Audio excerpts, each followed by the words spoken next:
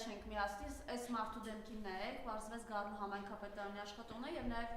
համացանցումի շուրջ տեղեկություններ կան, որ Աննա Վարդապետյանի գլխավոր դատախազի քեռին է ոնց որ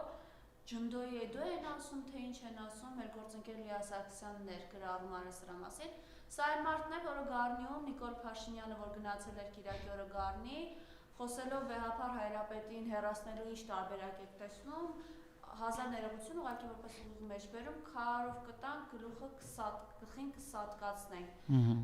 Խնդրեմ այս մասով ձեր տեսակետը, ով են նրանք, ովքեր են, որ այսպես հայտարարություններ են անում, այսօր առավոտից էլ ինչ-որ կալանավորումներ են արդեն գնացել Խաչիկ Գալստյանի եւս 8 հոգու ձերբակալել են, բայց սրանք նման մարդիկ, ովքեր բառացիորեն սպանության կոչեր են անում, ազատության մեջ են։ Նախ այս մարդը եթե նման բան է ասում, ուրեմն ինքը այդ մթնոլորտի մեջ է, ինքը այդ անպատժելիության մթնոլորտի մեջ է, ինքը գիտի որ ասի եւ իրեն ոչինչ դրա համար չի լինի։ Հնարավոր է ինչ որ ձևական միգուցե եւ կանչեն, ասեն մենք կանչեցինք, բացատրեցինք որ նման բաներ անել չի կարելի։ Ուրեմն չի լինի, այս նոր տարվա տոներն է կլինեն, կանցնեն կգնան, թեման կմոռացի, ոչինչ բան չի լինի։ Ժամանակին հիշում եմ հանգուցյալ Արմեն Գրիգորյանին եթերում ինչ որ մի երկու բառ էր ասել, այսպես ձեռնաշղթաներով գլուխը իջեցրած միանգամից ձերբակալեցին տարան։ Ընդ որում ինքը տենց ուղղակի կարծիք էր հայտնել, ոչ մեկին ոչ սպառնացել էր, ոչինչ բան չէր արել։ Այնպես որ ես անձամբ չեմ հավատում, որ այս մարդը որևէ պատասխանատվության կենթարկվի։ Ինչ որ ձևական կարող է ինչ որ մի բան հայտարարեն, բայց որևէ գործ, որևէ բան դժվար թե։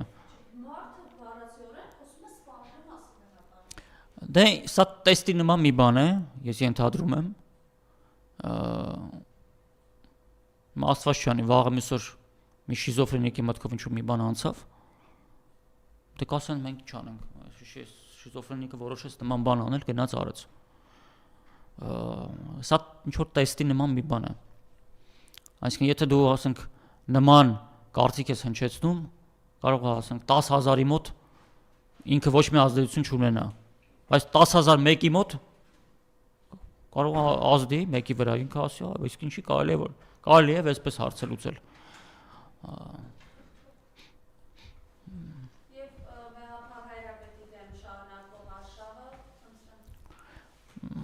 Սա շարունակվելու է, սա չի կանգնելու։ Որտեվ սա իշխանությունները չեն որոշում կաթողիկոսի դեմ շարունակեն թե ոչ, սա ուղղափառության դեմ պատերազմ է, արևմուտքի կողմից է պատերազմ է, հետևաբար արևմուտքն է որոշում վեհապարի դեմ արշավը կկանգնի թե չի կանգնի։ Նույնիսկ եթե շատ ուզենան իշխանությունները չեն կարող կանգնեցնել, որտեղ դա իրենց կռիվը չի, որ մի հատ ուզենան կանգնեցնել։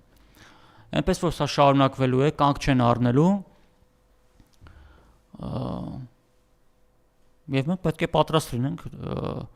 նորանոր հարձակումների։ Հարցը այն է, որ ֆիզիկապես մայրաթոռը կպաշտպանենք, հարցը դա չի։ Հարցն այն է, որ նույնիսկ եթե ֆիզիկապես չհաջողվի վերցնել մայրաթոռը, իրենք օրենքներով են սկսելու եկեղեցուն ճնշել։ Արդեն զրկեցին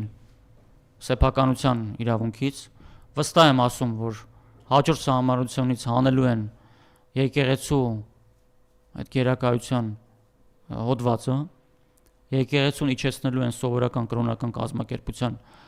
մակարդակի իր կարգավիճակը,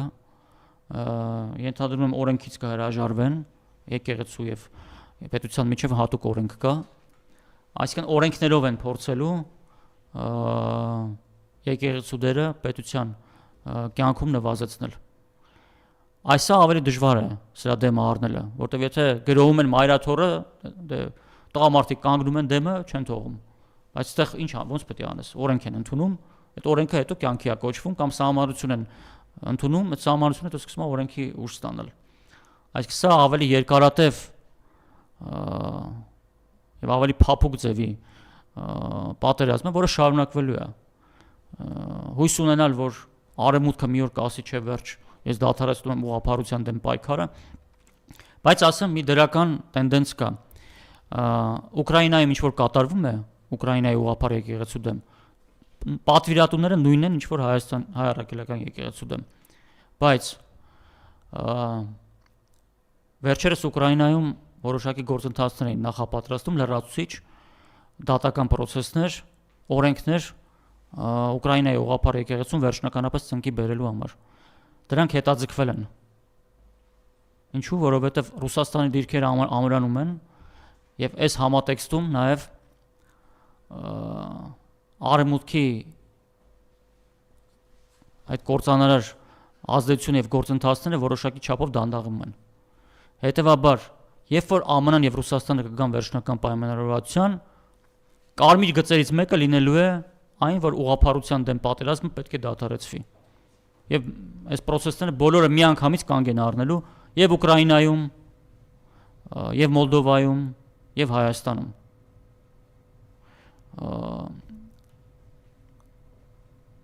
Այնպես որ առայժմ մենք կանգնեցնել ամբողջ process-ը չենք կարող ենք խանգարել, դանդաղեցնել, կանգնեցնել չենք կարող, բայց ինքը կկանգնի, երբ որ ուղղափառության դեմ ընդհանուր պատերազմը կդադարեցվի եւ ընդհանրապես դա որպես կարմիր գիծ կհամարվի Ռուսաստանի կողմից, որ այդ պատերազմը չպետք է այլևս շարունակվի։ Բայց շարունակելու են հարձակումները։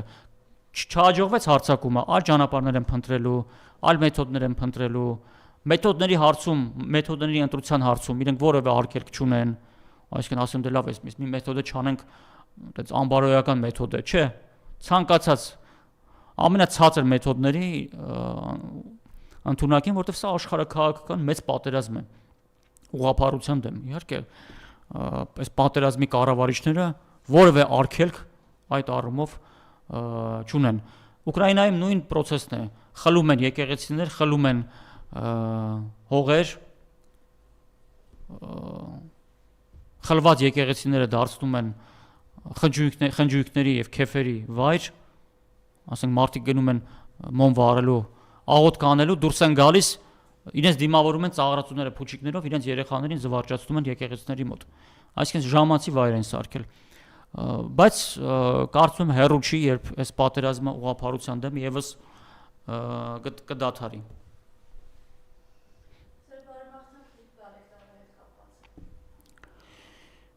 Դե 25 թիվը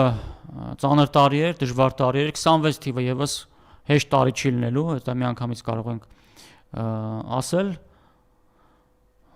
Երևի ամենը լավ մաղթանքը կլինի մեր ժողովրդին